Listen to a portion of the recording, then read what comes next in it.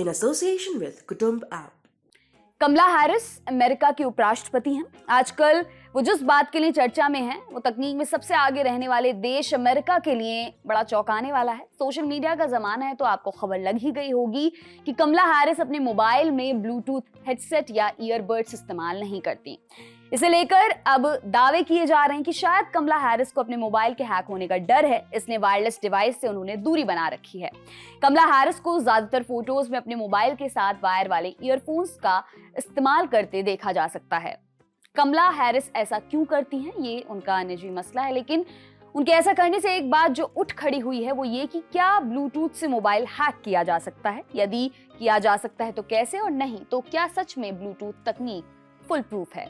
सब कुछ बताएंगे, लेकिन सबसे पहले एक जरूरी सूचना। दी लल्लन टॉप अब कुटुंब ऐप पर आ गया है। मतलब अब आप कुटुंब ऐप पर भी जुड़ सकते हैं दी लल्लन टॉप कम्युनिटी से, जहां आपको मिलेंगी आपकी पसंदीदा खबरें, वीडियोस और डेली शोज, साथ में सीधे सीधे अपनी बात रखने का मौका। सदस्य बनने के लिए डिस्क्रिप्शन में दिए लिंक पर क्लिक कर दी लल्लन टॉप कम्युनिटी से जुड़ें। तो ब्लूटूथ तकनीक का इस्तेमाल एक निश्चित दूरी तक एक डिवाइस को दूसरे डिवाइस से वायरलेसली कनेक्ट करने के लिए होता है। फिर इसी तकनीक के जरिए फाइल शेयर की जाती है। ये दूरी 30 फीट से 120 फीट तक हो सकती है। ब्लूटूथ से आपका पाला हेडफोन, ईयरबड, स्पीकर, स्मार्टफोन या कई अन्य इलेक्ट्रॉनिक डिवाइसेस में पड़ जाएगा। अब ये कम्युनिकेशन का सबसे सरल तरीका बन गया है। एक बात और, कनेक्शन दो तरीके के होते हैं, एक पासवर्ड डालने पर कनेक्ट होने वाला और दूसरा सीधे। आप एक मोबाइल से दूसरा मोबाइल कनेक्ट करेंगे या फिर अपनी कार के ब्लूटूथ से, तो आपको एक पासवर्ड डालना होगा। स्पीकर्स और हेडफोन आमतौर पर सीधे कनेक्ट हो जाते हैं। ब्लूटूथ 79 अलग अलग फ्रीक्वेंसी चैनल्स पर सिग्नल भेजता और रिसीव करता है, जो 2.45 गीगाहर्ट्ज के आसपास केंद्रित है। ये frequency radio, TV, mobile, medical gadget से थोड़े अलग होते हैं। अलग अलग फ्रीक्वेंसी या चैनल्स में कम्युनिकेशन बनाने से एक दूसरे से टकराव की संभावना लगभग खत्म हो जाती है। वाईफाई और कनेक्टिविटी के अन्य तरीकों से इतर ब्लूटूथ छोटी दूरी पर काम करता है और इस बात का ध्यान रखना बेहद जरूरी है। अब सवाल उठता है कि क्या ब्लूटूथ वाकई में सुरक्षित है या नहीं। यदि हम वायर की तुलना में किसी भी वायरलेस तकनीक की बात करें तो निश्चित तौर पर वायर वाली तकनीक ज्यादा सुरक्षित होती है। ब्लूटूथ हैकिंग, जिसे ब्लू बगिंग, ब्लू जैकिंग या ब्लू स्नाफिंग कहा जाता है, ऐसे बहुत केसेस तो रिपोर्ट नहीं हुए, लेकिन ऐसा कभी नहीं हुआ हो ये कहना भी पूरी तरह से सही नहीं होगा।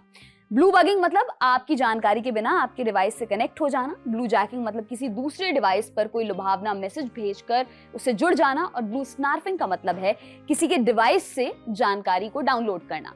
इन तीनों तरीके से आमतौर पर हैकर्स ऐसी किसी वारदात को अंजाम देते हैं। ऐसी एक ब्लू बगिंग की घटना इंग्लैंड में समुद्र के किनारे बसे एक शहर बॉर्नमाउथ में हुई थी। स्थानीय लोगों का ये दावा था कि शहर से गुजरने के दौरान उन्हें ऑटोमेटेड मैसेज और अनजान सेंडर से फाइल रिसीव हो रहे थे।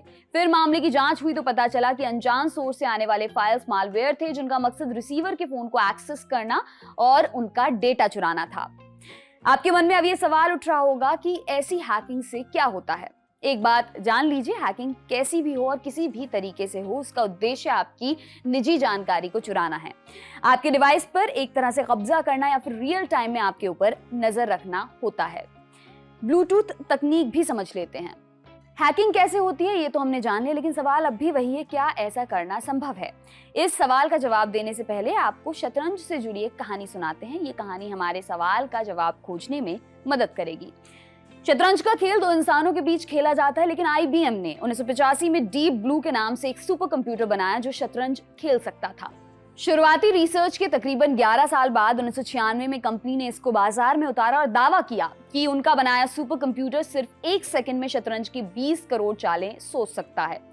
1 सेकंड में 20 करोड़ चालें, जाहिर है कि इसका किसी इंसान से हारना तो नामुमकिन था। खैर, मुकाबला हुआ तत्कालीन विश्व चैंपियन और ग्रैंड मास्टर गैरी कास्परोव के साथ। फिर जो हुआ उसने सबको चौंका दिया। 1 सेकंड में 20 करोड़ चाल सोच लेने वाला डीप ब्लू नाम के सुपर कंप्यूटर को कास्परोव ने 4-2 से हरा दिया। अब तो आप समझ गए होंगे तकनीक की अपनी सीमाएं हैं। डीप ब्लू के अंदर 1 सेकंड में 20 करोड़ चाल सोचने की ताकत थी, लेकिन उसके बाद क्या? मशीन है, जितना बताओगे उतना करेगी। वहीं इंसानी दिमाग इस सबसे परे है। गैरी के दिमाग ने वो चाल सोची जो कंप्यूटर नहीं सोच पाया और हार गया। हमारे सवाल का जवाब इसी कहानी में निहित है। तकनीक अपनी सीमा में काम करती है और इंसानी दिमाग के लिए कोई सीमा नहीं है। इंसान जब किसी भी तकनीक में लूप होल तलाश लेता है तो उसके लिए उस तकनीक के अंदर घुसना, उसका गलत इस्तेमाल करना संभव हो जाता है। ऐसा ही हैकिंग के केस में भी होता है। कंपनियां रोज नया एंटीवायरस बनाती हैं, लेकिन उतने ही वायरस भी रोज पैदा होते हैं। आखिरकार ब्लूटूथ भी एक तकनीक ही है जिसको हैक किया जा सकता है। इसका मतलब ये नहीं है कि कोई भी कहीं से भी आपके मोबाइल को हैक कर लेगा। ऐसा करने वाले इस प्रकार की कारगुजारी में माहिर होते हैं और इनको ऐसा करने का मौका भी हम ही मुहैया कराते हैं। आमतौर पर ब्लूटूथ हैकिंग सार्वजनिक जगहों, भीड़ भाड़ वाले इलाकों, व्यस्त रहने वाले मार्केट्स में होती है। लेकिन एक बात कभी मत भूलिए, ये तकनीक सिर्फ कुछ दूरी पर काम करती है, तो हैकर्स को आपके नजदीक आना पड़ेगा ताकि वो आपके डिवाइस से कनेक्ट हो सकें। और अब आखिर में इससे बचा कैसे जा सकता है? थोड़ी सावधानी और पूरी तकनीक का इस्तेमाल। बचने के 2 तरीके हैं। पहला डिवाइस लेवल और दूसरा सर्विस लेवल। डिवाइस लेवल से मतलब मोबाइल की ब्लूटूथ कनेक्टिविटी को लिमिटेड करिए अपने कनेक्ट किए प्रोडक्ट्स के लिए। आपके मोबाइल में इसकी सेटिंग होती है जिसके बाद मोबाइल का ब्लूटूथ ओपन सोर्स नहीं रहेगा और उससे कनेक्ट करने के लिए आपको अप्रूवल की जरूरत होगी। सर्विस लेवल का मतलब है किसी भी ब्लूटूथ डिवाइस को दूसरे डिवाइस को कंट्रोल करने का विकल्प नहीं देना।